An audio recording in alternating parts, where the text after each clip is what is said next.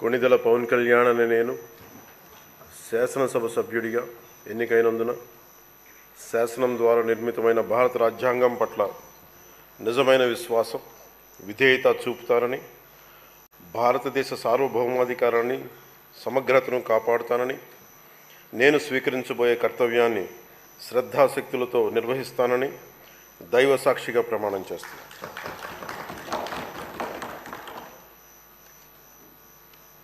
కొణిదెల పవన్ కళ్యాణ్ అని నేను ఆంధ్రప్రదేశ్ శాసనసభ సభ్యుడైన కొణిదెల పవన్ కళ్యాణ్ అని నేను సభా నియమాలకు కట్టుబడి ఉంటానని, వాటిని అనుసరిస్తానని, సభా మర్యాదలను పాటిస్తానని, సాంప్రదాయాలను గౌరవిస్తానని దైవ సాక్షిగా ప్రమాణం చేస్తున్నాను.